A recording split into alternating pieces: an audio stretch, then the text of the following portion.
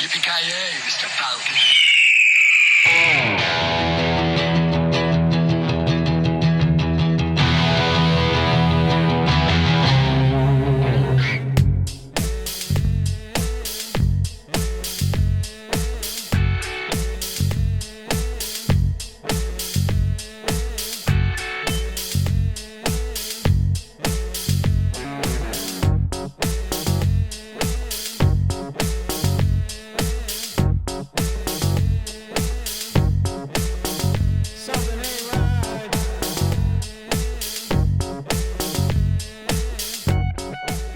Talking about some offbeat stuff today, not blockbusters here, not shake the world, 10-pole movies.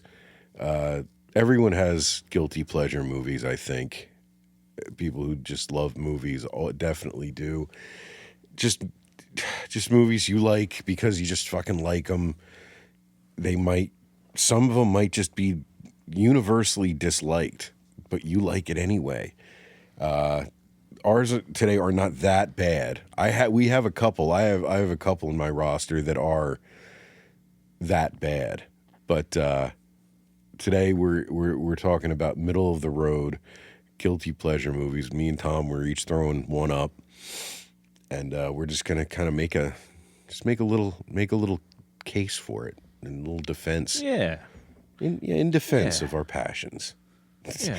It's just a couple goofy fucking movies that we have no business liking as much as we do. I guess we could just say what they are up front, or are we going to keep it a secret? I mean, Let's keep everyone in suspense. Yeah, sure. Especially since I've never seen yours. Yeah, that's true. And I like yours a lot.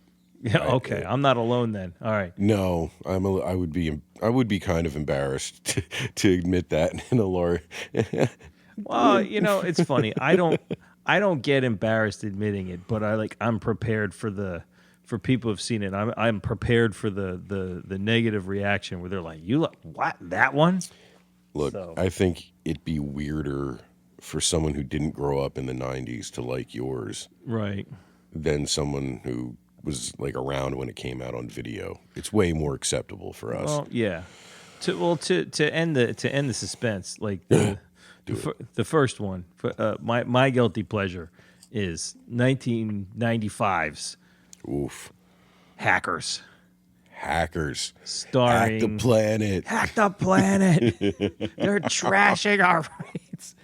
Oh man, Hackers starring Johnny Lee. I'm going to run it down from memory. We got Johnny Lee Miller, who later married, I think, Angelina Jolie.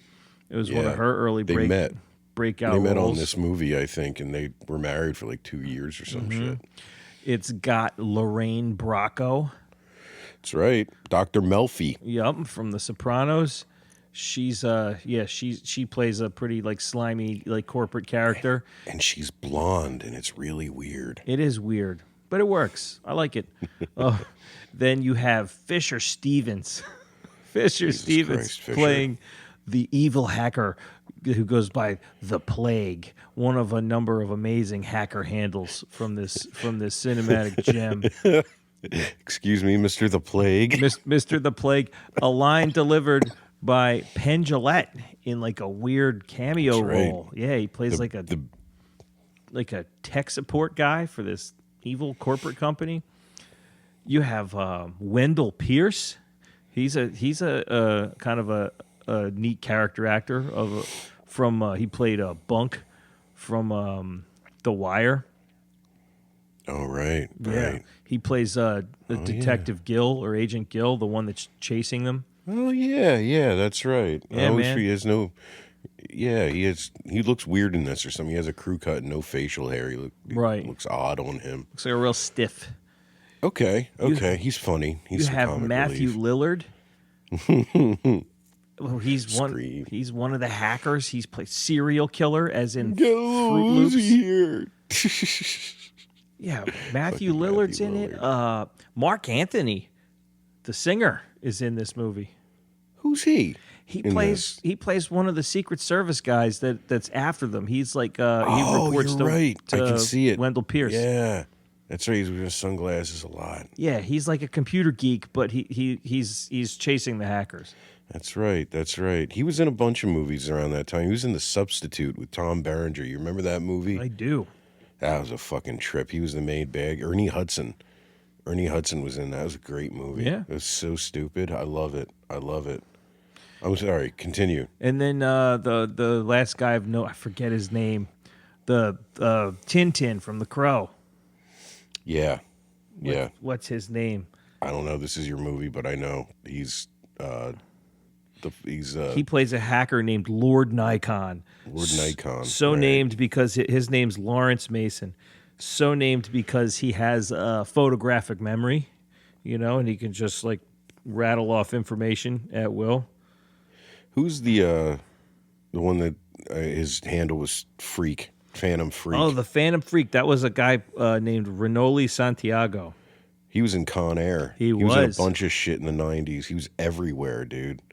Yeah, he had a good part in this. He had was a good like part. a spunky Hispanic. I think he was Puerto Rican in this movie, and he was always calling people in Puerto Rico. Right. That's right. For you youngins who don't remember payphones, there was a thing called freaking with a PH back in the day, and it was payphones operated on a series of tones that would tell the computer on the other end what to do. Once they got rid of like human operators, that's how it worked. So when you put in money, it created a tone that you didn't hear it, but the machine heard it, right? So they were like phone hackers, and what they would do is they would record. They would, tie a recorder into the phone. They would record the tones that it makes when you put quarters in or when you dial a series of numbers for a calling card or whatever it would be. And they would play it back through the phone at a different time, and it would trick the system into thinking they had paid for things they didn't pay for. So they could call Puerto Rico for free. Long-distance calls. Yeah, all kinds of shit. I don't know how far you could take it because like phones and modems were very close to each other back then. But yeah, that's what that was. That was like a thing that doesn't exist at all anymore. And he was one of like a rogues gallery of hackers in this movie that had their own thing that they would do. They had a handle, like their specialty, right? Yeah, I'm the Phantom Freak. He says he taught people how to phone freak. Matthew Lillard was serial killer. He was a hacker. Johnny Lee Miller played a guy named Dade Murphy, otherwise known as Crash Override, but he was also a hacker who was like famous. Cool. His name was Zero Cool. He crashed 1,507 systems in one day. And he was like outlawed from forbidden to even touch a computer or a touch-tone phone. Angelina Jolie was acid burn. We already talked about Lord Nikon. There's those two goofballs on the TV show, Razor and Blade. Everyone had like a cool hacker handle. Yeah, they were like, it was as if hackers were superheroes. Like they all had their own kind of costume thing that they had going on, except for Crash. He was just kind of the more generic one who just kind of wore bondage pants for no reason. I don't know, man. He definitely looks like he's in a costume of some kind. He always looks out of place to me in that movie. Like looking at it now, it's weird. It's like he just doesn't carry the clothes or something. I don't know what it is. Maybe it's his Britishness. It's bizarre. But yeah, it's about this group of hackers that are just like messing around and causing general mischief and shenanigans. And the one younger one who has yet to find his handle, his name's Joey in the movie. He's trying to come up with his name. He's trying to get into this elite group of hackers. He accidentally stumbles upon a file in a computer that he's hacked, and he tries to download it as proof that he hacked like this crazy powerful unhackable computer called a Gibson. And he inadvertently stumbles upon a criminal plot to steal millions of dollars from like an oil company. And so the guy that runs cybersecurity for this company realizes that his criminal plot has been found out, but also sees it as an opportunity to pin his crimes on these hackers who have like kind of stumbled onto this plan he has. And that's where our movie takes off. correct me if I'm wrong, but the plan is basically there's a computer virus that steals the fractals of cents that are left over after transactions are completed, right? Yeah, it's like And little like funnels them somewhere. yeah. And the company does like enough transactions over time that like that money will add up to like a large Yeah. sum. It's something This like is it's the plot of Superman 3 in Office $25 Space. million. Yeah, it's the exact same thing as Superman 3 in Office Space. It's great. Right. It's great. Okay. All right. So the setup is funny for this one because Dade, it starts with him as a kid basically Dade in court, Murphy. and he's banned from touching a computer till he's 18 or some shit. And of course, he's going to touch computers. He's going to touch them so hard. I have to say, one of my favorite parts of this movie is the montages that we get. Oh God. Like if I recall, there's a skating montage. There's a laptop customization montage. And that's the other thing too. All these hackers have unconventional means of conveyance. Like they're either rollerblading or skateboarding or just rolling Motorcycles. around on shit. Yeah, they're anything but a car. And it's weird too. The tone of it, like it's supposed to be in New York City, right? But it looks like Canada, and all the characters kind of feel like they're supposed to be in L.A. I don't know. It's just bizarre. I don't know It's like where it's in a these- fantasy world. Well, yeah. Which makes sense. Which makes sense when you look at the whole fucking movie. Dude, this movie came out in what, 95? 95. So yeah, I you said. probably saw it in like 96, maybe 97. I was not yet in high school. So I see this movie and I'm sitting there thinking like, "Oh my God, is that what high school's like?" And Yeah, right. and you just see this teeming world of like ridiculous people wearing clothes that no one would be caught dead. Johnny Lee Miller looks like that movie came out in 95, but you probably figure it was filmed in like 93, right? Maybe, yeah. But 93, 94. Even in 93, like the things they put these people in, he looks like he found the one army surplus store that carried like Dayglow shit. He's wearing like gun holsters and like, like gun belts and stuff, all this like paramilitary looking stuff, but it's all like orange and yellow and bright colors. It doesn't make any sense. And then and Angelina Jolie is usually wearing like biker gear, or at one point she's wearing a rash guard to school. Well, like street bike gear, not like Harley bike gear. Exactly. Yeah, you're right. Wearing like crazy colored like leather cat suits and shit. And like I got to be honest, part of what drew me into this film as a young person was Angelina Jolie. Oh well, yeah. She looks amazing in this movie. Yeah, she had whatever they put her in, the makeup and the hair, it's fucking crazy. She hadn't really blown up yet, and this was just she was like incandescent in this movie. Yeah, like I don't have her film. I'm not bringing up her filmography, but I remember seeing her in this and maybe that movie Foxfire. Foxfire. Yep. Remember Foxfire? Oh, yeah, I remember Foxfire. Yeah. And then she was in that HBO movie Gia about that supermodel who died. I saw that, but like way later. Yeah, that was and it like won awards and shit, and that was like, oh hey, she can act, and then she started like taking off like a rocket after that. I guess Tomb Raider was her big like mainstream breakout, right? That was a ways down the road from this. Yeah, it was a ways down the road. But yeah, you have her and Johnny Lee Miller lighting up the screen, both like because she was a rising star, but also they're dressed like crazy people, and they're in this high school full New York of other crazy people, and I have yet to dude, experience high school. There's an entire nightclub dedicated apparently to just their weird sect of hackerdom. Right. And it's also some kind of indoor skate park too. And there's Dude. video games and apparently just there. Like no one really runs it. That's the same thing too. I thought about that. I'm like, if you live in New York and you're a teenager, you can just skateboard over to these weird You get to fucking skate clubs that are wherever just you want. full of people that are just like you. It reminded me of like the kid lair in the first Ninja Turtles movie. right? Yeah. Yeah. For They're real. all For real. smoking. They're all playing video games. There's like rollerblade ramps inside this place. They're like literally for you to rollerblade through the nightclub. It was crazy. Doesn't Jolie and Dade, don't they have a game off on that weird video game? Well, It's yeah. like a jet game or something, right? He jumps in and beats her high score. And then Right. and then the Phantom Freaks is like, congratulations, you just made an enemy for life. The dialogue is so fucking bad, dude. And this is one of those magic computer movies. Oh yeah, the computers. Yeah, man. I think you can say like from like the late 70s through the mid to late 90s, you had this era when filmmakers felt like if they put a super enough computer in the plot, they can make it do whatever the fuck they want.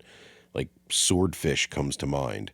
Swordfish. Which is another horrifying hacker movie from the 90s. Like go all the way back, like we said, Superman 3 had the most magic computers, Weird Science. All these movies where just computers were capable of the most ridiculous shit because nobody knows how they work except Right. these nerds. And whatever, it's the 80s. Woo. Dude. This one isn't so egregious, but it's pretty goofy considering the technology. I would call it egregious. Dude, I would call it egregious. It absolutely is. Remember when they find the garbage file? Okay. You mean in the towers, the representative of the inside of the Gibson? Right. Okay. Well, we'll get back to the towers in a minute. But like, they find the garbage file, and he opens it. And anyone now who's used a computer opens a little file that's shaped like a file icon in like fucking Windows or Linux or something, and you just get like file names. He opens it, and then there's all this like crazy like landscape of like floating equations that are just like bouncing all over the screen. They're like all glowy and orange, and they make like this cool. It's so funny. This noise like when. And he goes, "Whoa!" Yeah, that's not what a computer file looks like. No computer file looks like that. It's just jargon. I swear, an E equals MC squared floats across his fucking forehead at one point. Like, and they do that more than once. They do that with Dade later too. And there's like a hacking montage. Well, I think it's when him and Jolie are competing in the hack off. And they have a rotating camera shot of him at the laptop typing furiously, and there's just equations flying around his fucking head. No. It's like the memes. That's when he's decoding the garbage file and he figures out what it is. Oh, is that when they're on doing the marathon thing? Right. They're trying to decode the file. And for some reason they have just printouts from dot matrix printers all over the place, and it's so ridiculous. I love it. It's just like the Julia Roberts meme. I can't even believe they put it on. Like, what part I love in this movie? I truly do. The part where Dade hands off that disc to the plague. Fisher Stevens. Yeah. And he's, for some ungodly reason, he does this. The plague does this by holding onto a vehicle whilst skateboarding, like Marty McFly. I guess to emphasize that he's a hacker from the 80s. He's one of them. He's the previous generation of hacker who's now become the man, and his skateboarding is emblematic of that because they're all the other cool kids. They got rollerblades, or hockey skates for some ungodly fucking reason. Hockey skates. Jesus Christ, this movie, it's an assault in every way. It's a world that does not exist. Like, that school doesn't exist. Never did. That club doesn't exist. Those people don't exist. Like, I'm sure, I want to know how many actual real-world hackers saw that movie and were like, what the hell is this? What are they doing? And then that club I'd love to show that doesn't exist. The club, none of it. It's a comic book. And the conflict is ridiculous. Like the actual storyline, the conflict is absurd. Even the virus. What's the subplot? There's a Michelangelo looking virus. The Da Vinci virus. So right. He does the Vitruvian Man. It looks like the Vitruvian Man, right? Yeah. Fisher Stevens as a reaction to them discovering his worm virus, which like actually looks like a worm in the file, which doesn't make any sense. It's fucking hilarious. Anyhow, he realizes he's been found out, so he creates this thing called the Da Vinci virus that is gonna like capsize oil tankers around the world unless Doesn't the fucking thing, doesn't it sing row row row your boat Yeah. at some point? Yeah, Like, there's it's so like a psychedelic Technicolor Vitruvian man going, unless a $5 million is deposited Oil into my tankers. account, I will cap. And he starts like making the demands, and he uses looks it like as a cover. lawnmower man and shit. Yeah, but like he goes, I created a virus. Viruses don't look like that. Viruses don't look like anything. They crash your fucking computer and they make it do stuff you don't want it to do. There's not like a video that comes with it. Well, sometimes man. computer viruses back in the day did have an image or a little cartoon that would pop up. There was a famous one called the Cookie Monster virus. They I use that. remember. Did they? Yeah, at the end, when they're assaulting the Gibson. Oh, you're right. He's that like, was a real "Oh, thing. That was a real thing. We got a Cookie Monster. He's like, type cookie. Yeah, no. If you typed cookie, it would leave you alone for like 24 or 48 hours, and like if you typed Oreo, I think it would leave you alone for a week, but it What? would never go away. I didn't know I'm that was pretty real. sure. Yeah, that was a real thing. I remember that from my youth. That's there was a brief period in time where I tried to pretend to be a hacker when the internet was young. You It was were a mostly little hacker. yeah, it was mostly to just hard break fucking porn sites and shit. You know, the That's logins. funny. I mean, it was nothing. No, nothing was encrypted. Like everything, the internet was a joke back then. Most of it, you know. Yeah, even like some of like the things that they tell you, the explainers for the audience, and they're like, oh yeah, the 4 most commonly used passwords are like love, secret, sex, and God, and right? God. Could you imagine trying to use a 3-letter password today? It's That like, was I remember that was a thing back in the day. That was they had this list of shit you should never use as a password, and that was one of them. There was a time when there was no minimum character requirement. you know, it's kind of funny. Like there are things in that movie that function as like a time capsule. You know, like there's like the dial up and the password thing, tapping into the phones, even the technology that they're like name dropping, like, oh, it has 3 times the speed of a Pentium. Pick up your cell phone, ladies and gents. That's like how many times faster than a Pentium is that? When Acid Burn's showing off her new computer, they run through the specs, and it's fucking hilarious. Like they're like, it has a 56.6K modem. Holy shit, bro! Yeah, Like they actually hook the fucking things up to payphones. payphones, yeah. In Grand Central, right? At some point. Yes. So all of that technology itself is kind of a time capsule. But the rest of it is like also a time capsule for a time that never existed. You know, like I said earlier, like those people don't exist. That school, that world, it's nothing like what they put on the screen. But like it's like you gave a comic book artist a description of what hackers are and was like, go. And this is what he came back with. Honestly, that's what it feels like, which isn't necessarily a bad thing. It's just like you said, it's very dated. It's very corny. I truly would love to know what a 20-year-old who's never seen it before, I'd love to get their impression of this weird fucking movie, because I truly have no idea what it would be. From my vantage point, I cannot tell. I absolutely can't tell. It's really, really out there. However, you got to give it some points because it makes a few like references. They did their homework they didn't do their homework on computers at all, you know, but like what serial killer's name is Emmanuel Goldstein, right? Right. Which is a character. That's the thing. From George Orwell's 1984.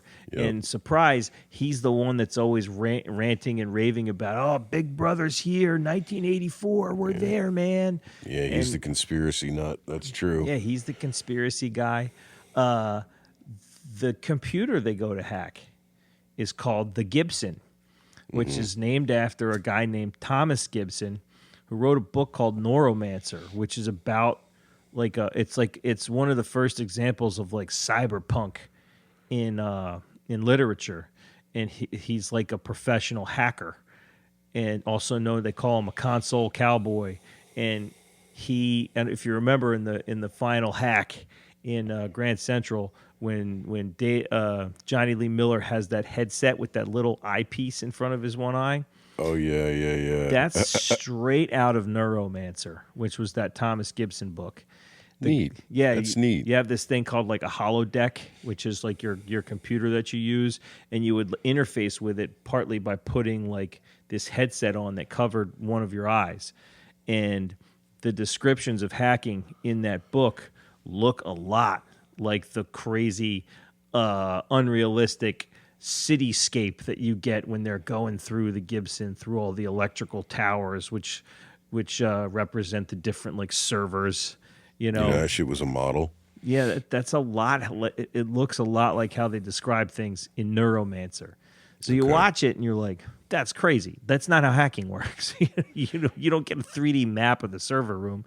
But that was wild. Apparently, it would have been more expensive to try to create it inside of some kind of computer animation. So they just built a fucking scale model and flew a camera through it. And that's how they got the inside of the computer, and just added shit in post. Like little electrical arcs and stuff. So weird. We were little like when this came out. So, we were on that cusp of like, I don't know, maybe computers are like this. I don't fucking know. Yeah. And then you watch it again like 3 years later and like, no, computers were not like this. They were compact presarios. Yeah. Exactly. Dell Inspirons and whatever the fuck else we had. Hewlett Packard. They lied to us, man. Gateway. It's another movie that's kind of like this in that time capsule computer thing. Do you remember The Net with Sandra Bullock? Sandra Bullock. That was another one with like viruses that just did shit that viruses don't do. I saw that during, I think I rewatched it for the first time in years during the pandemic, and it was a trip. It was a real trip to watch that now. It's not that they were much better with the computer jargon in that than they were in Hackers, but it's still, ooh, man, talk about dated. Also, in Hackers, the books that Serial Killer has, that Rainbow. Yeah, the Rainbow books. Those were real. Those were all real. Yeah. Yeah, they were different, just manuals, Linux code manuals. One was, like a lot of them were printed by the DOD. The ugly red book that won't fit on a shelf. Yeah, that was a cool. There's parts of this that are charming. Like, it's fun. Like, if you go into it looking at it like the way you've described it, yeah, that it's kind of more like a fantasy than a serious movie about hackers and what they do. Well, yeah, I just spent 30 minutes like shitting on it. That being said, it's awesome. Yeah, what do you like about it? I love it. Why? Why do you love it? I don't know. I guess because when I was a kid, I saw it. I was like, you just like the stuff they do. If you don't know what it's really like, instead of saying like that's not what it's like, you're watching it going, that's awesome, And I was that perfect age. Like I knew that a computer was a thing that we kind of like had limited access to, and I thought that if you got really good at it, you could do cool shit like that, like hack the Gibson, hack the planet, man.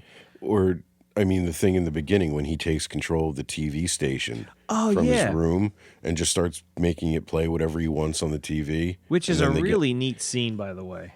Yeah, dude. And it's got the automated thing that grabs the tapes. That's fucking awesome. And him and Acid Burn are fighting in the computer for control. I don't think it works that way. The clips are indicative of like them fighting. They show like a saber duel, like a fencing duel, or like a dogfight between World War II aircraft. And it has style. The movie has style, Oh, it's like it's all style. Who directed this? Ian Softly. Who the hell is Ian Softly? I don't know. Oh man, he directed K-Pax. K-Pax? He's known for directing K-Pax. That's not good. That's not good at all. Damn. I never saw K-Pax. Oof, don't. I just know Rough. it's like Kevin Spacey in sunglasses, and he eats a whole banana. Yep. This man does not have a deep resume. I'll tell you that. Brutal. Either way, Well, as much for all its flaws, I think because of when I saw Hackers, I loved it. I thought it was so cool, just thinking that Agreed. like, you can do that, especially the hack montage when they're messing with Wendell Pierce's character. and they're doing all the weird shit. They're trying Yeah. to ruin his life. They put that ad in the personals, and he gets They all keep like, one-upping each other, right? They kill him eventually. yeah, they Right? They have him list declared him. dead. They list him as deceased. When he has all like the perverts calling him, they're like, "Oh, I want to lick your earlobes." He's I'll like, tell you. "That I'll is tell you where you can disgusting." stick it. Ugh. It had you said it had style. It's all style. It's nothing but style. And when you're a kid, who doesn't know anything about the real substance, the style's all that matters. And I never stopped liking it. There was never a point where I was like, "This is dumb. I don't like this anymore." I still loved it.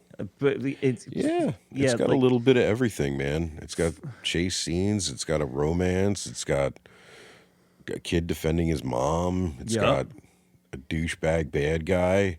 It's got that crazy thing where everyone logs on from different parts of the world at the end. Yeah. To hack the Gibson. That's dope, dude. That's great stuff. It's hard. Like, hacking is really fucking boring in real It's life. dreadful. No matter when you're doing it, even now, it's fucking boring. It's tedious. It's writing code. It's programming, really, is what it is. And back then, it could be something as simple as writing a program that would just run through passwords sequentially, just trying to literally crack a password. That's the simplest form of hacking, right?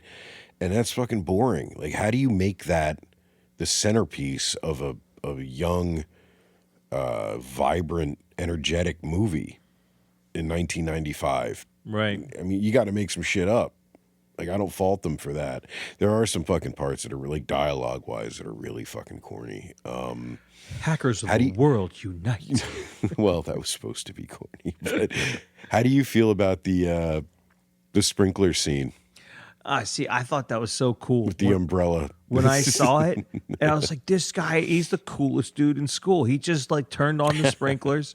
He's And standing nobody there. knows. He's counting down. He's the only one that knows. And I thought, I was like, "That's," and there's a little piece of you that's like, "Yeah, but I might do that. Yeah, I might Yeah, hack you- the school while you're computer watching it, you system." want to be a hacker, and it's hard to. That's a hard thing to do. As long as there's been movies about computers, there've been movies about hackers. I think, like even what's the Matthew Broderick one? It's on the tip of my tongue. War games. Yeah, I mean he's technically a hacker in that. Yeah, he is. Pretty early form of it. I don't really, they used to call them crackers. Crackers. It's racist, but Yeah. yeah, no, that's what he was doing. In Weird Science, I think they hack into a government computer or something Yeah. to but- harness its energy. I don't know what the But fuck just they to, were doing. It was to weird. look at those characters like Matthew Broderick in War Games and the kids in Weird Science, they're dorks. Right, They're total dorks. stereotypical dorks. Yeah, Hackers, they were cool, man. Some of them were crazy. Some of them were like antisocial, but in like that cool way where everybody wants to be their friend. They just made him cool. yeah. They made him cool and they made him young, and it made it seem like that was going to be the default for the next generation of people that were going to be so soaked in technology that this is what youth would be like on a larger scale. It just never happened that way Right. because we got smartphones instead, and it got weird. It just got weird. Yep. Then no one could see Facebook coming. Oh yeah. Well, cool. Hackers. What is this? How is this regarded? Did you look up the ratings on this? It's got like on Rotten Tomatoes, it has a whopping 33% from critics, but 68% from audiences. So I mean, maybe I'm not alone. It just tells me that, like, objectively, this is not a good movie. But there's clearly people that like it. I didn't know the score before we started. I picked this, but 68%. That's not bad for like people that like it. It's got a 6.2 on IMDb. Because that's about what I would expect. That's good. That's accurate. It's got style. It's lacking style on some substance, but man, it's got tons of style. It's fun. I mean, at least it's paced well. It doesn't really slow down. I don't think it feels rushed anywhere. There's enough character development to keep you with it. You kind of feel bad for Dade's mom.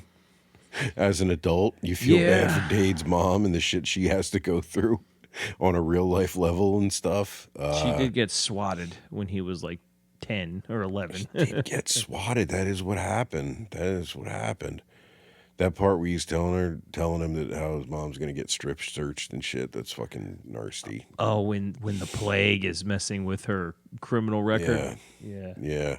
He gets arrested on a plane at the end, right? Yeah. Trying to get away. He's pretending to be an old man. He's in disguise.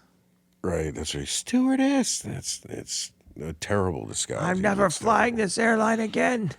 Oh, it's so corny. I love it. I think that's what it is. It's just one of those just cornball, but it's consistent. Like the tone is consistent through the whole thing, so it turns into like camp almost.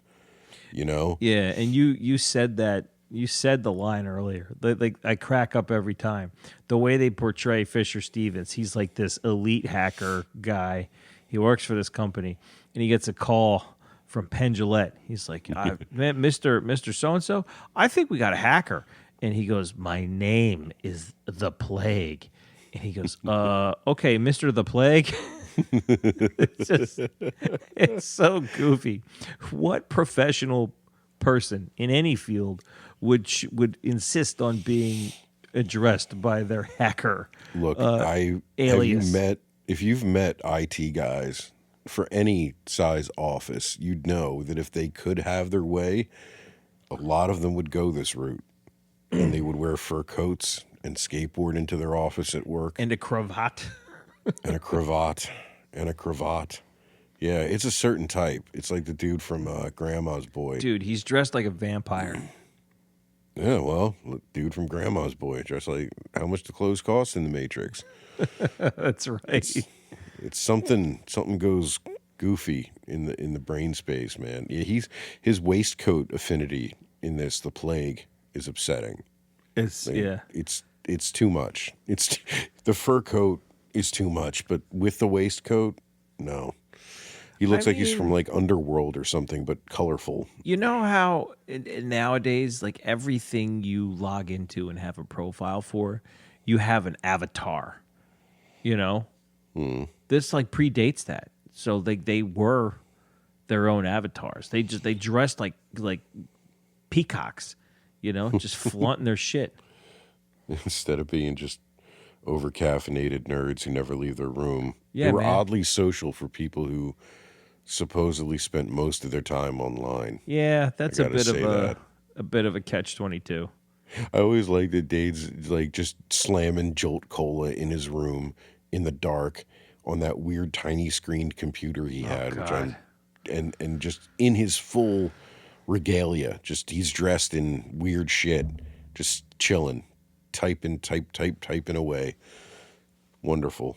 Good stuff, man. I love this movie. Check it out if you haven't seen it. It's been a while. It's not great, but it's awesome, if that makes sense. Yeah, and like you said, you went through the cast at this point. It's an ensemble film of a few middle-of-the-road actors and a couple really big actors. So, it's a well-rounded cast. Everyone tried. They tried real hard. They tried their best. Mark Anthony. What the fuck? Mark Anthony. Such a lame fucking character they gave him. That's so weird. He's listening to their manifesto. He's like, that's cool, man. Yeah, that's right. He goes, that's commie bullshit is what it is. It's in that place where I put that thing that time. Um, isn't it behind the tampon dispenser in the girls' room? No, No, it's the condom it's machine in behind the the boys' condom room. machine in the That's right, boys' 'cause room. she goes to get it, and she does that walk. Yeah, That's right. you know the one. Yeah, yeah, yeah. Fucking crazy. Anyhow, Crazy. that is All right. my guilty pleasure. So Not bad. Not too bad. Not too embarrassing. I don't feel bad for you. That's not so bad. I understand you have one. Oh, this is gonna be brutal. Yeah. I can't wait.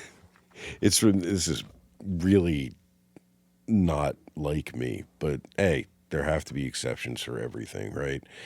Mine's from the same year, 1995. Oh, Yeah, you're gonna chuckle. Couldn't be in more different of a genre or feel. It's a rom-com oh boy, called French Kiss. French Yeah, kiss. yeah, for real, it definitely is. Oh, It boy. definitely is. And not only that, it's got Meg Ryan in it.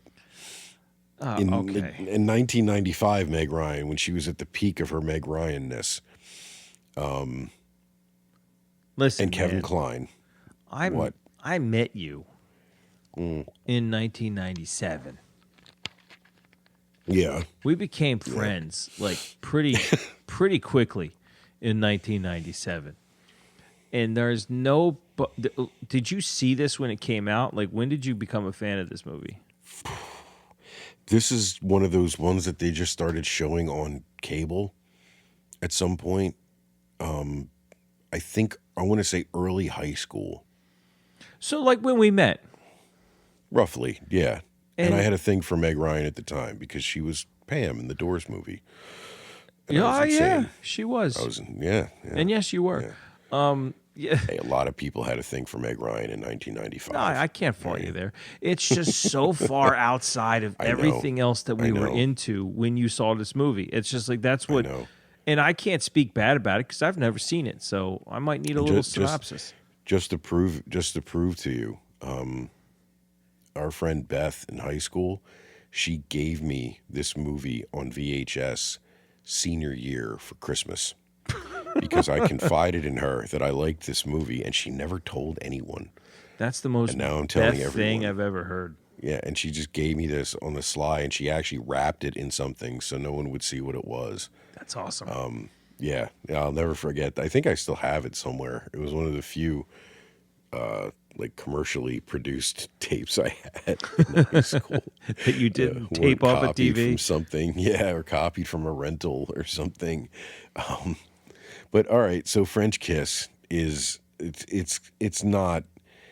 It's really hard for me to explain what I like about it, but it's almost like it's definitely full of tropes from the genre for sure. Let's get that straight. You know, like it leans on it pretty heavy.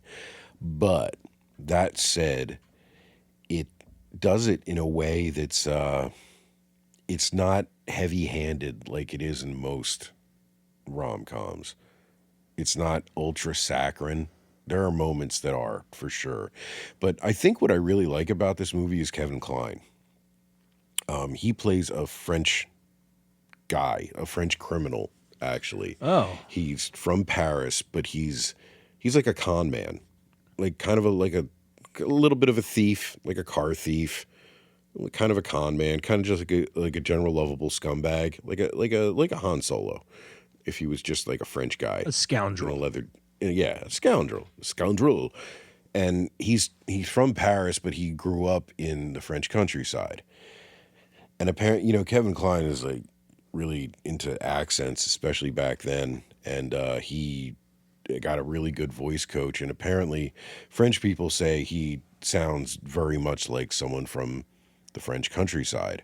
Wow. And it's not the typical accent you think of when you think of French, and it's very tolerable and easy to listen to, and he's very, very funny in this. Like, he carries most of the movie, I think, and it's just the funny parts are really fucking funny. And there's kind of, you know, like a lot of rom-coms have this element that's supposed to add tension or contribute to the climax, you know, especially ones that try to have a more energetic or actiony climax. And this one doesn't really do that. It it makes you think it's going to, and then it just turns on its heels and goes in a different direction in the final act, which is nice. Like, it's a little unpredictable, but it's still satisfying within the narrow scope of what it's supposed to be. And it's a romance. Wait, I have a question. What? What? This isn't What? this isn't the one where Kevin Kline slowly discovers that he's actually gay, right? No. You know what I'm talking about. That was called In and Out, I think, wasn't it? Oh, I got the wrong movie this whole time. I thought that was you're telling me No. about it. I'm like, whip, yeah, but where's the part where he realizes he's gay? No, that's when he's a teacher in some small town, and Oh, okay. Matt Dillon outs him at the Oscars. Oh, yeah, With okay. Joan Cusack. Yeah, In and Out, I think it's called. No, and this Out. is not that. That's This not is French before Kiss. that. Okay. No.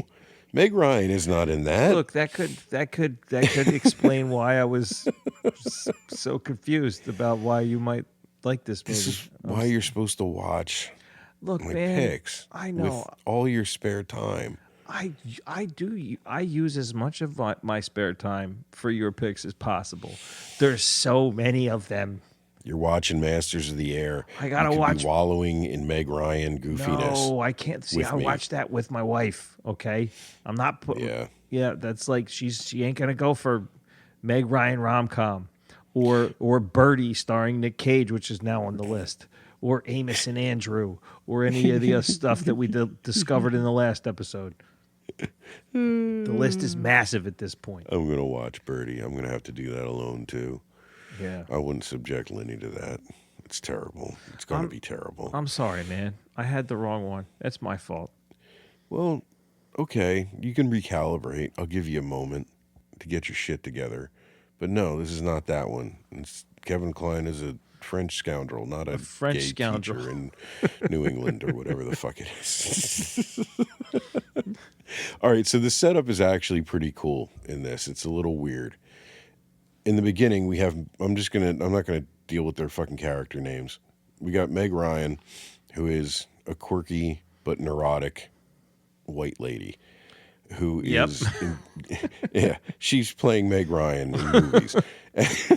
And she's afraid of flying, deathly afraid of flying, right? The beginning is her in one of those simulators in a beat the fear of flying class, and she gets a full refund at the end because she's fucking crazy. I can relate. Flying is unnatural. Flying It shouldn't sucks. happen. I've done it a lot for work, and it's never been the good part of the trip. And I've never gotten to fly anything but coach, so maybe that's part of it, but whatever. So she's engaged to Timothy Hutton. You know, good old Tim Hutton. Good will old be Tim showing up. Hutton. And he's Canadian, and she's in Canada with him, and she's applying for Canadian citizenship because they're going to get married. I don't know how it works there. And he has to go to Paris for a business trip, and he wants her to come along and do like a vacation thing, piggybacking on a business trip, which is as one does. But she is afraid of flying, so she begs off and she stays home, right? And he's feeling all trapped and shit because he's having like a, I don't know, quarter life crisis. I think they're like 30 something they're supposed to be. Okay. And you know, they're getting married. She's got like a house picked out. She tells him she has this nest egg to put a down payment on this fucking nice house that they like. And you see the fear in the man's eyes. Oh boy. Right? And you're like, oh shit, this isn't gonna, he's not on board. So he goes to Paris for this business trip. He calls her a couple times, and then he calls her one night out of his gourd saying he met this woman, this French goddess, and he's getting married. He's going to run off and get married to this woman, and that they're like done. And he like apologizes and shit. And he's like, I think he's supposed to be drunk and like love stupid or just love stupid. I don't know. But like, you don't hate him a whole lot, but it's some serious dick move shit. Hey, how do you not hate him for that? I don't know, because you get the feeling that he's like, I don't know, you hate him a lot, I guess, but I don't know. I hate him just Anyway, hearing it. it's pretty bad. What a It's pretty dick. bad. So she is determined to get over her fear of flying and go to Paris to see what the fuck is going on Ah, okay. and get her fiance back. On the plane to Paris, she meets Luc Tessier. It's Kevin Kline, who is also on his way back to Paris. And he picks her as a mark because he's smuggling a vine, a undeclared, what do you call it, grapevine for winemaking Oh, that he's smuggling back to France to blend with. Fake He wine? grew up on a vineyard. He grew up on a vineyard, and it's his dream to have a vineyard of his own. And he's kind of done with being a crook and shit, and he wants to go straight. And of course, going straight means doing something illegal. and he needs a vine. Within the roots of this vine is a very intense tennis bracelet full of diamonds that he stole apparently and will be pawning to buy his vineyard. And he picks Kate, Meg Ryan, as a mark and puts in her bag because he figures customs isn't going to search this little goofy white lady. And he ends up sitting next to her. She hates French people. Comedy ensues. They're like, vinegar. They're like oil and water at first. It's one of those things, and then gradually discover things about each other that they really like, and before you know it, they're in love and don't want to admit it. But it's fucking funny. Like, it's good banter. He's really fucking hilarious through the whole thing, and just he has these cool little malapropisms because of Yeah. in French speaking English that How do obviously you, are how do you constructed. call? Yeah. Yeah, and they're always very funny, and they're kind of like with a wink and a nod, like he knows what he's saying, but is just playing up the French thing. And I don't know, man. There's a charm to it. It's really easy. It goes down really easy. The tension never gets ratcheted up to a weird place. Like, okay, so romantic comedies for me, I think some of them lean too hard on the romantic part, right? And not enough comedy. Not There's enough usually comedy. like one funny character. They're not involved in the main storyline. Whatever. And I think the ones I like more are the ones that are more of a comedy with a decent romance storyline through it. And this is one of those. And then there's other rom-coms that get really strange. Like, it usually depends on the underlying plot, but they end up going to a weird place story-wise. And like the character, do you remember, there was this movie I was subjected to as a young person, Bird on a Wire. Oh, I've seen Mel that. Gibson, Kurt and Russell. Goldie Hawn. No, Goldie Hawn, her husband. Oh wait, Mel Gibson and Goldie You're Hawn. thinking I'm of Tequila Sunrise. Shit, Yeah, I did it again. Yeah, that had those two in it. No, yeah, I've seen Bird on a was- Wire. I have seen that. It's that one I'm goes conflating two things. I saw that with you. Yeah, that one's supposed to be like an action comedy romance, but it's way too heavy on the action part, and it ends up coming off really weird. Like, especially now looking at it. But I don't know. French Kiss is a very balanced movie. It's definitely of the genre, but if you gotta like a movie from every genre, this is a pretty good one for. This is for your the rom-com. Yeah. Well, I have a question. Yes. Why is this a guilty pleasure for you? Because I mean, you're making the case that it's like a good movie. So what is it? The fact that it's a rom-com and you don't typically like those? Well, it's that. It's that I found out while looking this thing up in preparation for this that it's not exactly well regarded. I mean, it's got a 6.6 on IMDb. I don't know. It's a weird hill to die on, I guess. And yeah, like it's not that I'm embarrassed to like a movie from this genre. It's that I just don't respect the genre very much. Right. Like Me neither. Yeah. there's not many good movies that come out of it. I'm not saying there aren't any, but it's kind of like horror. You know, like there's a lot of Oh, popcorn, yeah. but there's not a lot of substance. There's You a know, lot to sift through to get to the good stuff. yeah, yeah, there really is, and like there are some intolerable fucking rom-coms that I will not sit through. Give I me an can't. example. Like, I don't fucking know, man. Like I try Oh not to even boy, think about like I don't know. we're Is the gonna Devil go Wears there. Prada? Is the Devil Wears Prada a rom com? I just can't. I don't know. I've never seen it, but I bet you have. I've seen like half of it. A lot of these. If I've been subjected to them, I'll zone out. And most of it, like it doesn't happen anymore. Like who's gonna fucking force me to watch rom coms, right? But back in the day, people did. They wanted you to sit down and watch them. They were everywhere, especially like rom coms with Meg Ryan. Man, Anything with the broad from Cheers, I can't stand. Kirstie Alley. No, the other one, What? the blonde one, the first one. Oh, I don't know, man. I wasn't a Cheers guy. Really? You weren't a Cheers guy? No, man. Diane was- Chambers. I was learning guitar, dude. I didn't. What the fuck? You weren't playing guitar at 9 o'clock on a Wednesday. Exactly. Yeah, Diane Chambers. Shelley Long. That's the fucking Shelley broad. Long? Shelley Long. I hate Shelley Long. Why do you? Mostly because it Cheers, and mostly because of that goddamn movie. What the fuck was it? Troop Beverly Hills or whatever the hell it was called. Oh, I remember the Girl Scout movie.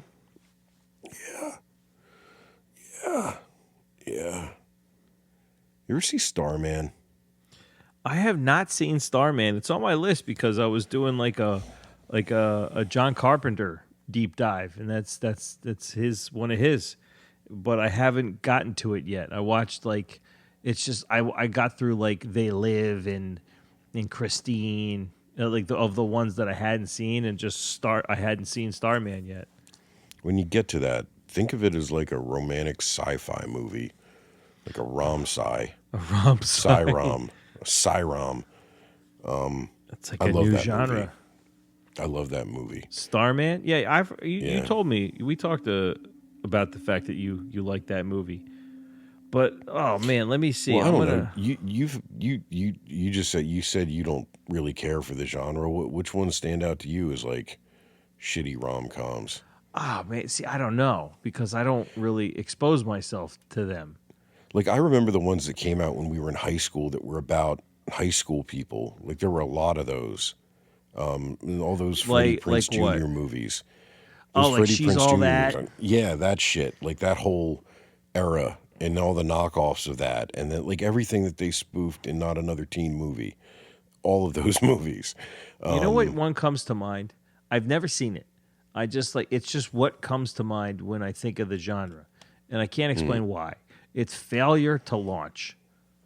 Is that Matthew McConaughey one? Yeah, it's Matthew McConaughey and Yeah. Kate Hudson. Yeah. I think yeah. Terry Bradshaw's in it.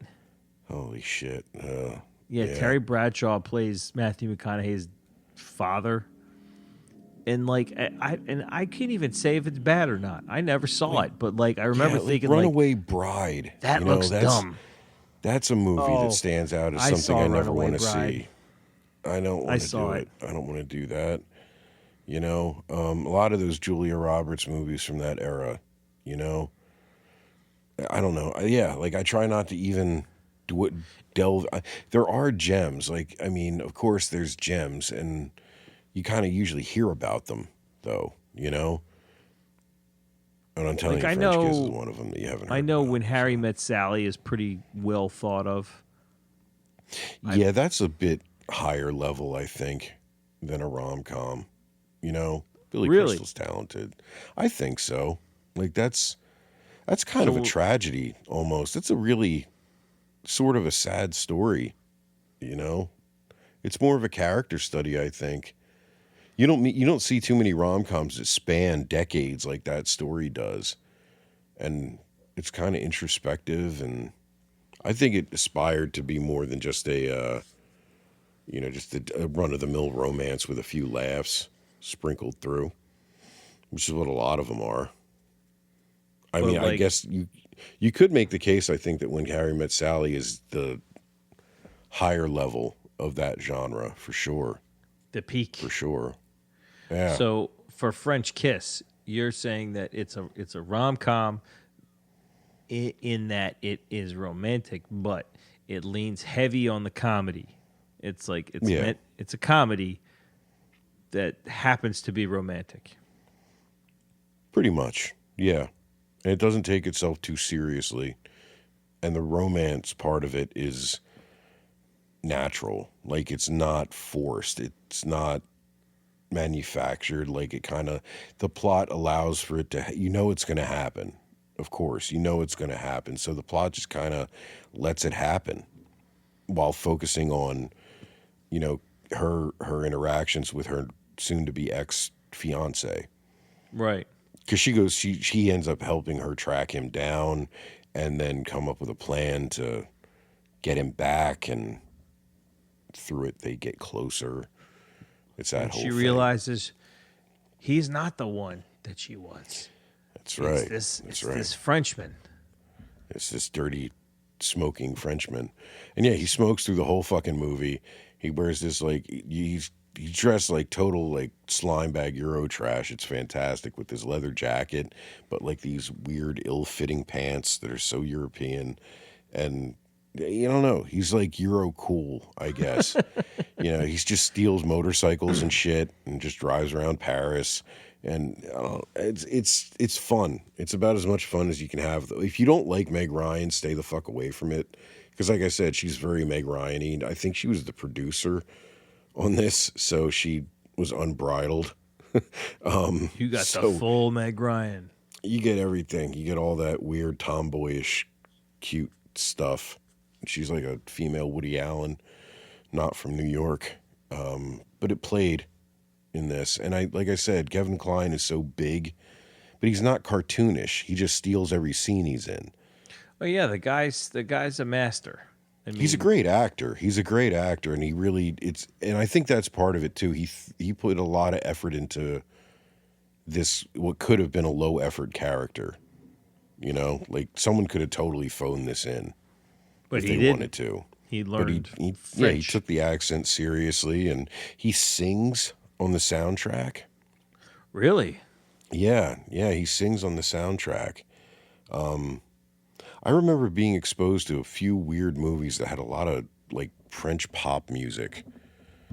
What was that fucking Like movie what? with Harrison Ford from the 80s? He's in Paris and his wife gets kidnapped.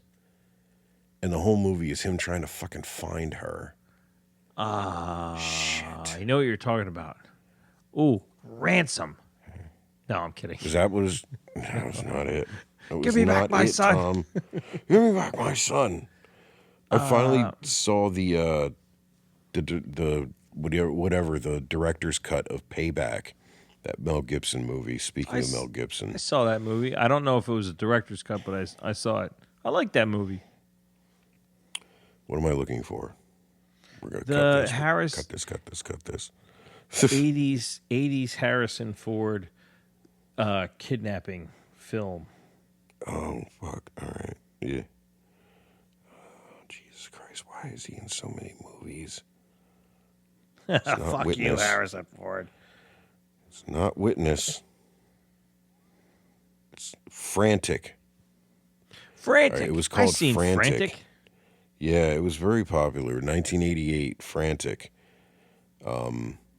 That had a good soundtrack for the time. French Kiss has a cool soundtrack, but it's more like classics. Like there's Edith little Edith. Piaf. There's an Edith Piaf in there. There's Cole Porter. We got I Love Paris, like a good rendition of that, which is neat. And there's a lot of music throughout instead of a score, which I don't know, gives it more of a movie feel to me, like more of a class. I don't know. I liked it. I like it.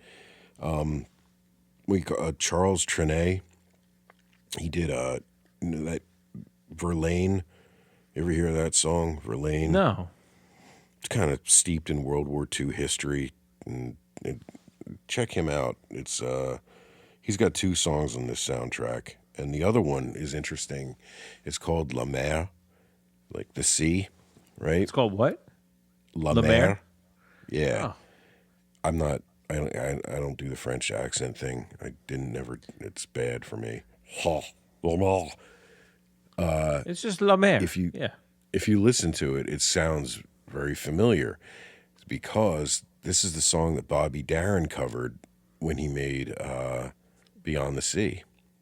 Oh, okay. And whereas his song starts somewhere beyond the sea, this one starts La Mer, whatever the fuck it is in French.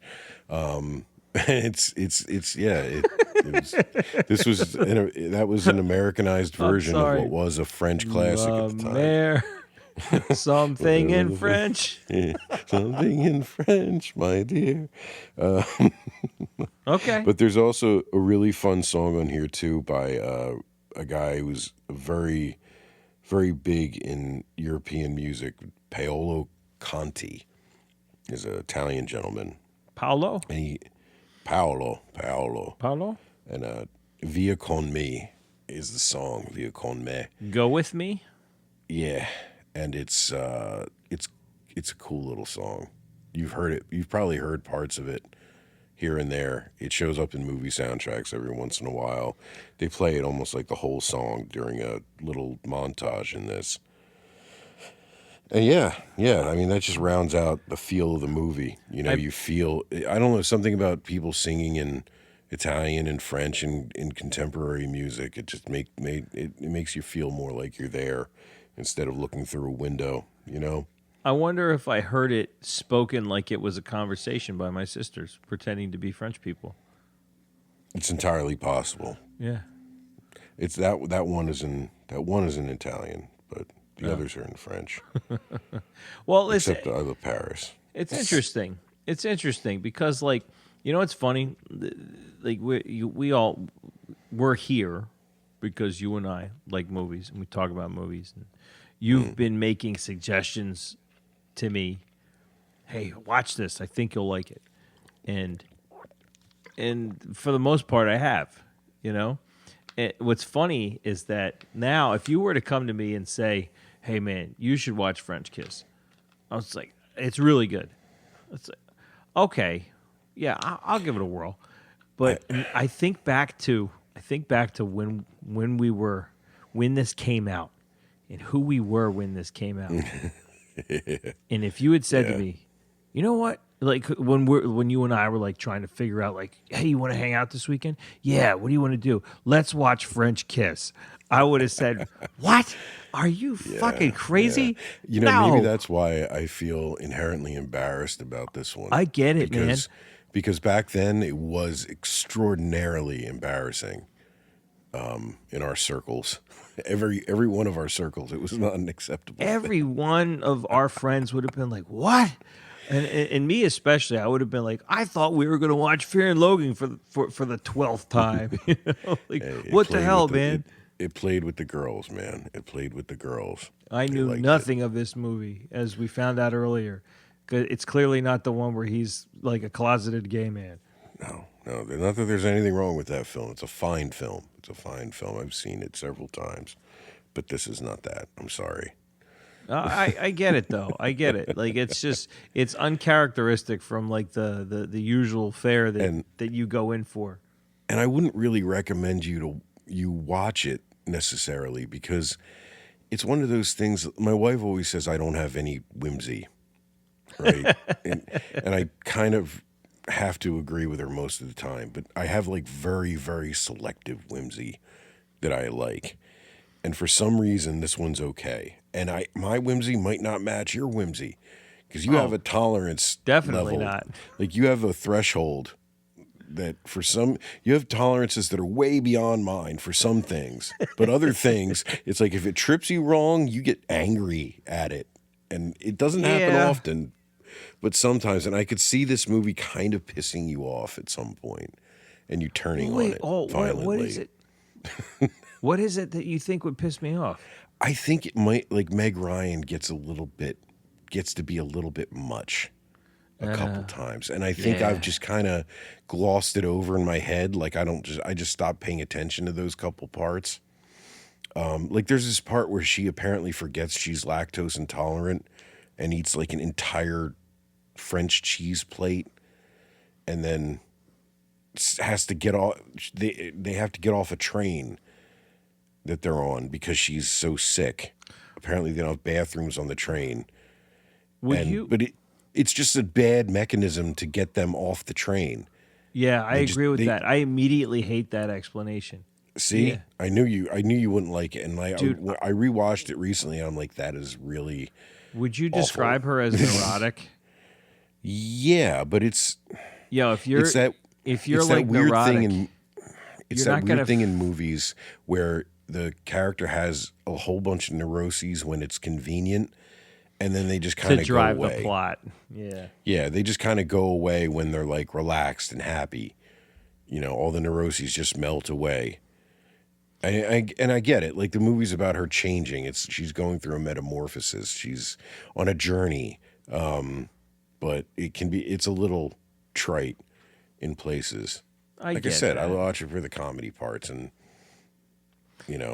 if you're like an anxious person and you know that you're lactose intolerant, you are not going to forget that you're lactose intolerant. No.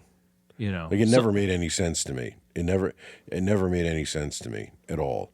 And you don't know she's lactose intolerant at that point. You just know she doesn't like cheese. Like it's mentioned if you're paying attention earlier, but then it's revealed that, and she knows, she says it, she calls it lactose intolerance, and in a very goofy, like I kind of hate that part of the movie, to be honest. I don't know, they couldn't have thought of a better way to get them off the train. Is ridiculous. Like I understand they had to get them off the train for the plot, but fuck, man, low effort. Anyway, I get it, man. That's why I wouldn't understand. necessarily recommend it, because, and you might not find it funny. If you don't find Kevin Kline funny in it, then you're fucked too. Like, Well, you'll be really angry. So, oh man, whatever. I can think of like one thing that I've seen Kevin Kline in, and that movie's awful. What? It's Wild Wild West. Oh God, yeah, that's one of his worst. You never saw A Fish Called Wanda? I've never seen a fish. I saw Fierce Creatures. That one was good. That was other good. one that cast did, right? Yeah, with Jamie Lee Curtis and that. I've not seen A Fish Called Wanda. I actually think Fierce Creatures is better. Really? I do. Yeah, I've seen them both, and I don't know. Maybe it's just because Fish Called Wanda is pretty old at this point. And like I don't know, it was probably funnier when it was new, I think. But no, I mean, he's been in what was it? Dave, the one about the guy who was the stand-in for the president that came out in the '90s with Sigourney Weaver. Is called Dave. Yeah, that was the guy's name. It was just called Dave. Yeah, I never saw that. Really? It was one of those. That's something we should dig into. 90s president movies. Oh, holy shit. So, man, like, there were so many of rattle them off. All right, Dave, In the Line of Fire. American President. I would call Clear and Present Danger. Clear and Present Danger. There's a lot of present shit in that. What else? Martin Sheen. Wasn't he not the West Wing? But I was going to say the West Wing. Damn it. JFK came out in the 90s. JFK, yeah. JFK, yeah. Grumpy Old Presidents. My Fellow Americans with Jack Lemmon. If you say so. I say so. That was Dan Aykroyd was in it. It was hilarious. I believe you, man. I'll take your word for it. I don't remember that one, but yeah, let's do it. It was funny. It was fun. James Garner is in it with him. It's a buddy comedy. They played two ex-presidents who ran against each other, I think, like 3 times. Oh, jeez. And they're on the run from the CIA or some shit. It's charming. I'm saying when the president does it, it's not illegal. Nixon. Lie on your side, Bronco. Good boy, Bronco. That's what we have to do. Everyone, I'm pledging now that we are going to have a drinking episode in the near future. Oh, It's man. high time that we have a drinking episode, and we're probably going to do it for Fear and Loathing in Las Vegas. I think it's something we should commit to, and we should be firm because I want to do it. Are we going You to need pledge it. this here and now on record? I think we should. All right. Well, hold on. Here's a question: What? do we do this remotely or do we do this in person? I don't know. I was going to try to con you into like hanging out and being a dude. Because if we do that, I have to crash at your house. Yeah. I'm sorry. Yeah. There's no way around it. There's no driving home after that movie. I know. There's Ubers though. We don't live in the Pine Barrens. That's true. Could be Yeah. done. Let's do, all right. Yeah. Stay tuned. Coming soon, a live inebriation event based around one of our formative movies, both in our tastes and in our friendship. Something we realized that we were into that nobody else was really into at the moment. Gonzo journalism. And now everybody fucking loves Hunter S. Thompson. Isn't it great? Man. We might even watch a little bit of Where the Buffalo Roam. Yeah. Yes. Yeah. And let's do it. we might, if you're really good, we might watch a little bit of French Kiss. What a way. I'm gonna turn it on. What a and way you're to gonna cap love it off. I thought you were going to say like the Rum Diary or something. No, just French No. Kiss. You're gonna watch French Kiss, man. You think we're gonna watch Dune 2? No, we're watching French Kiss. That's Oh, right. I got God. French Kiss on my phone. I got it on my iPad. It's everywhere. I'm always got French Kiss racked up. You have it on your phone? No, I don't have it on my phone. Maybe. I don't know. How many times have you seen this movie? I don't know. I got it as a Christmas present on tape. I watched it a few times. Okay, how many times? Dude, I don't know. Listen. How many times have you watched, just like a roundabout guess, Fear and Loathing? How many times have you watched Fear and Loathing? Oh, bro. That's got to be, a couple hundred. A lot. Right. A lot. Yeah. Like How a many couple times? hundred at least. How many times have you watched Passion of the Christ? Oh, like maybe 7. All the way 7? through? I don't know. All the way through. Like 7, I don't know. Maybe like if you tallied it all up, like 5 or 6. A handful. Now think Yeah. hard. How many times? French Kiss. I don't know, like maybe 20-ish. 20? Okay. Yeah, that's up Yeah. there. That's up there. Yeah, I liked it. I'm just trying to get the reason I'm asking, I'm trying to get a beat on like how high this is in the pantheon of like things that you'll put on multiple times. Because I like it. I have mine. Like I've seen Bloodsport probably like 500 times, man. I have it on constantly in the background. And then there are movies that I say that I like that I've seen a handful of times. And then there's Well, everything in between. There's a case to be made that some movies that are good just aren't inherently rewatchable. Is like this some are- rewatchable? I think it is because I think it's funny. I find it funny. Are there If you jokes? also find it funny. Are there things that you didn't catch the first time? Yeah. There's also like cinematography jokes too that you don't catch the first time. Wait, what? Maybe. Like she makes a big deal about wanting to see all the typical tourist shit in Paris before she gets to Paris. And then she's always complaining about how she hasn't seen the Eiffel Tower yet. But a couple of times you see it behind her when she's not paying attention. Oh, okay. And then all of us, as soon as she turns her head, like a building is in front of the car window, and they do that. Like at one point she's on a payphone and she's calling her ex-fiance's family, like reporting in, and she's crying and she says something like, "And I will triumph." And she raises her fist and right in front of the Arc de Triomphe. Yes, of course. And it's just like, it's cutesy shit, but they do it in like a way that it's like, we know we're being cutesy. Laugh, please. And you do. Like, it's funny. There may as well be like an applause sign over the TV. You know, but also, I'm sure there's a contingent of people that don't know what that fucking arc thing's called. So, and because you do, it's almost like you're in the club that you get it. you feel included. Yeah, The filmmakers made you feel warm. I get it. Okay, Get it. that's I accept all of that in a way that I never would have when I was 15. Nor should you have. It was a pure accident. If you that I had can't told me explain. any of this when I was 15 and you were 15, I probably would have kicked you. Also, I did have an affinity for liking things that other people didn't like, so it does kind of track. Oh, you were a contrarian, yeah. Yeah. I get it. Yeah, this was rebellious for our circle. Like a rom-com with Meg Ryan. This was In it was 1995. rebellious. You were doing rebellious shit for like the world, but then you wanted to be even more rebellious and rebelled against the rebels.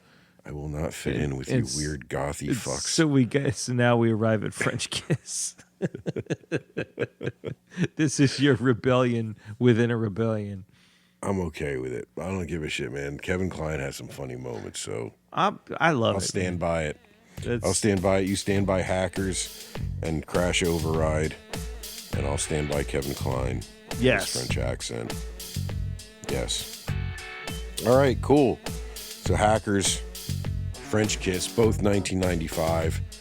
Pretty good illustration of the variety of shit that was available coming out of Hollywood in the mid-90s. way different. Same Fuck, year. man. Wild.